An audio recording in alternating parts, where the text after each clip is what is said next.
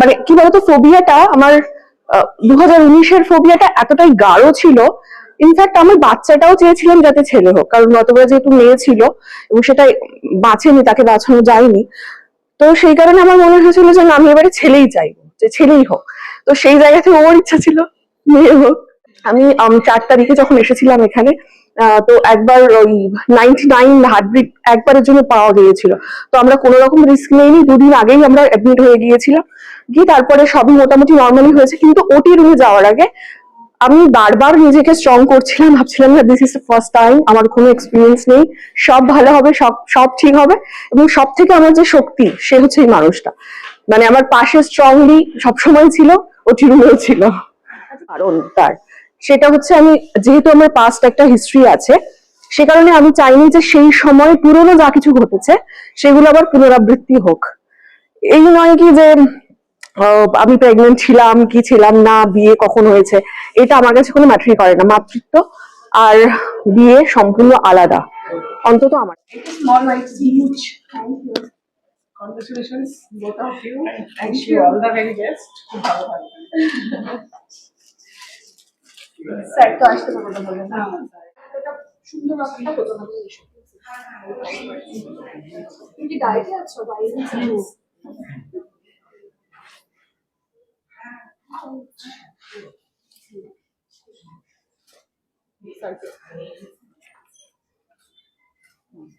যেটা সবাইকে একটু দিয়ে দিয়ে গল্প বলতে হবে। টিস্যু আছে এখানে?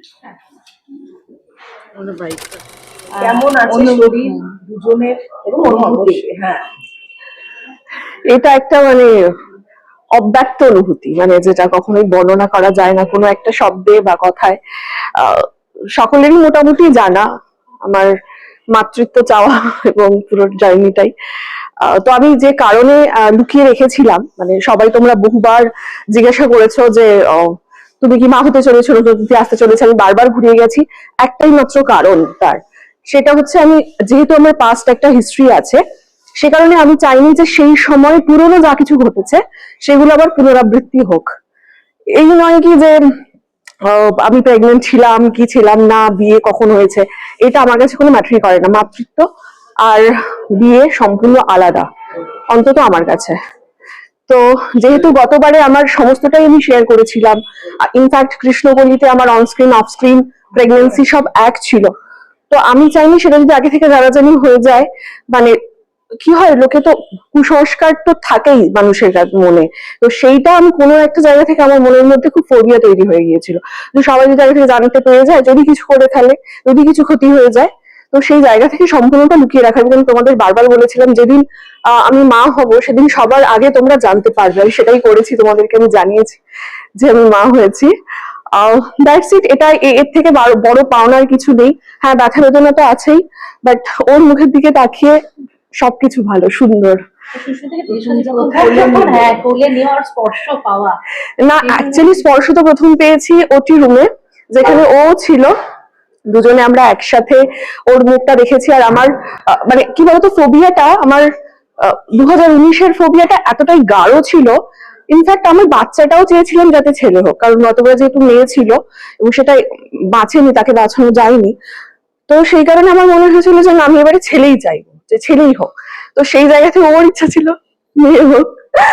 তো আমার কোনো রকম পার্টিকুলার ইচ্ছে ছিল না, যেটাই হবে সেটাই ঠিকঠাক। তোমার অনুভূতিতে জানি বলে আমার না, মানে আমি এখনো বিশ্বাসই করতে পারছি না ব্যাপারটা যে এত মানে স্মুথলি। কাঁদবে বাইরে চান্স? না না, কাঁদছি না।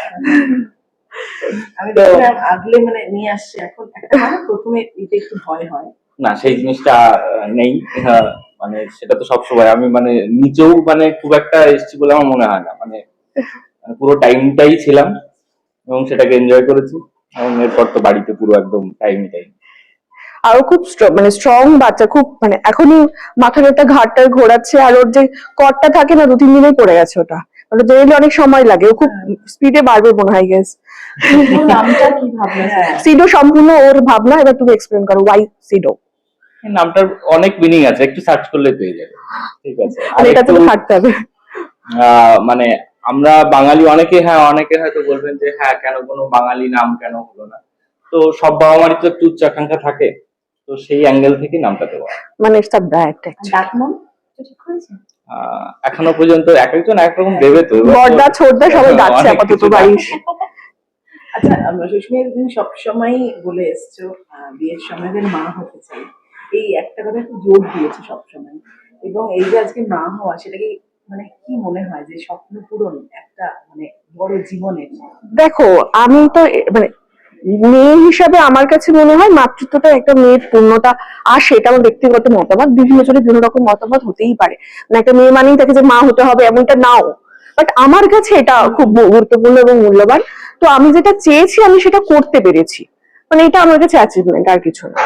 একটু ভয় লাগছিল মানে ডেলিভারির আগে, মানে কি বলতো, মানে আমার না এই হসপিটালের লাইটস গুলো খুব মানে ফোবিয়ার মতন ছিল। আমি খুব স্ট্রংলি মানে প্রত্যেকটা মুহূর্তে আমি জীবনে যা যা পদক্ষেপ করেছি সেগুলো প্রচন্ড সাহসিকতার সাথে, সেটা হয়তো মানে সমাজের ওই তথাকথিত ধারণা বা যে সমস্ত প্রথা সমস্ত ভেঙে করেছি। তো তো এটার ক্ষেত্রেও আমি ওই জোরটা লাগিয়েছিলাম যে না মানে সুস্মিতা, তোমার তোমার ওই ফোবিয়াটা মানায় না, তুমি যা যা করেছো লাইফে ওটা তোমার সাথে যায় না অন্তত অ্যাটলিস্ট। তো আমি ওই ফোবিয়াটাকে বারবার ওভারকাম করার চেষ্টা করেছি, অনেকবার ভেঙে পড়েছি, বাড়িতে অনেকবার ভেঙে পড়েছি যে কি হবে, যে আবার যদি সেম ঘটনাটা ঘটে। অ্যাকচুয়ালি সেম ঘটনাটা ঘটতে যাচ্ছিল, আমি যে কারণে দুদিন আগে ভর্তি হয়েছি। আমি 4 তারিখে যখন এসেছিলাম এখানে, তো একবার ওই 99 হার্টবিট একবারের জন্য পাওয়া গিয়েছিল। তো আমরা কোনো রকম রিস্ক নেইনি, দুদিন আগেই আমরা অ্যাডমিট হয়ে গিয়েছিলাম, গিয়ে তারপরে সবই মোটামুটি নর্মালি হয়েছে। কিন্তু ওটি রুমে যাওয়ার আগে আমি বারবার নিজেকে স্ট্রং করছিলাম, ভাবছিলাম না this is the first time, আমার কোনো এক্সপিরিয়েন্স নেই, সব ভালো হবে, সব সব ঠিক হবে। এবং সব থেকে আমার যে শক্তি সে হচ্ছে এই মানুষটা, মানে আমার পাশে স্ট্রংলি সবসময় ছিল, ওটি রুমেও ছিল। আচ্ছা, কিছুদিন আগে তো জন্মদিন গেল, আর 1 তারিখে, হ্যাঁ জন্মদিনের মানে বেস্ট গিফট বলতে গিফট, পারো। হ্যাঁ একদমই জন্মদিনের বেস্ট গিফট। Thank you. ঠিক আছে তাহলে যাই। Thank you so much. ভালো থেকো, ভালো থেকো। একদম।